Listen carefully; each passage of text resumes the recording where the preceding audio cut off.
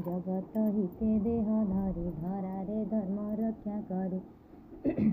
सकल व्रतर कारण श्रीकृष्ण स्वयं भगवान कृष्ण को युधिष्ठिर दिने पचारिले सखा आपणे। कुह ए जगत गोसाई जगत हिते दया बही कि व्रत कले नारी माने होइबे सुखी सबुदिने।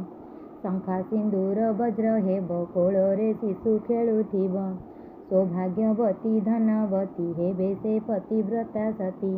वैधव्य दशा भोगिबे मरणे स्वर्ग प्राप्त हेबे।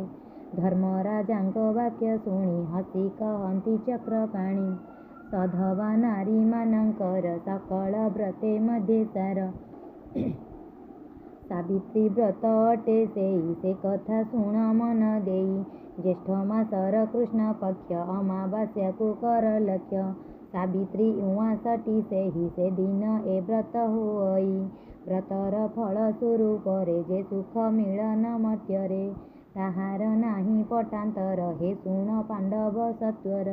एकथा युधिष्ठिर शुणी कृष्ण को पचारिले पुणी ए व्रत केबे केउ नारी कि फल पाइले आचरी। एकथा शुणी वेणुपाणी कहिले अतीत काहाणी मद्रदेशर नरपति ताहांक नाम अश्वपति। कौसल्या राणींकर नाम धन धान्यारे राज्य पूर्ण। प्रजा बत्सळ अश्वपति न्याୟରେ राइज पाळନ୍ତି। राजा राणींक बड़ चिंता नथाए पुत्र की दुहिता। कोଳରେ नथिले संतान पूर्णता न लभे जीवन। राजा राणी जे दुखे थिले एथको उपाय चिंतिले।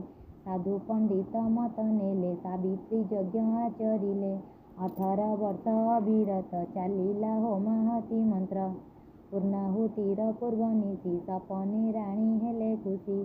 सुंदरी झियटिए केही मା मା बोली डाक देई। राणींक कोळे खेलुथिला सपन शेषे चालिगला। प्रभाते राजा पासे राणी कहिले एसन काहाणी। उभय चिंतामग्न ଥାଇ ଚଳିଲେ ପୂର୍ଣ୍ଣାହୁତି ପାଇ। ଅନ୍ତିମ ଆହୁତି କାଳରେ ଦିଶିଲେ ଯଜ୍ଞ ଅନାଳରେ। ଅପୂର୍ବ ଜ୍ୟୋତିର୍ମୟା ଦେବୀ ତେଜରେ କମ୍ପିଲା ପୃଥିବୀ। କହିଲେ ଶୁଣ ରାଜା ରାଣୀ ମୁଁ ଏହି ଯଜ୍ଞ ସ୍ୱରୂପିଣୀ। ମୋ ନାମ ଅଟେ ଯେ ସାବିତ୍ରୀ ହେବାକୁ ତୁମ ବରଦାତ୍ରୀ। ନିର୍ଦ୍ଦେଶ ଦେଲେ ମତେ ସ୍ରଷ୍ଟା ଧନ୍ୟ ତୁମର ଭକ୍ତି ନିଷ୍ଠା। ନିଜେ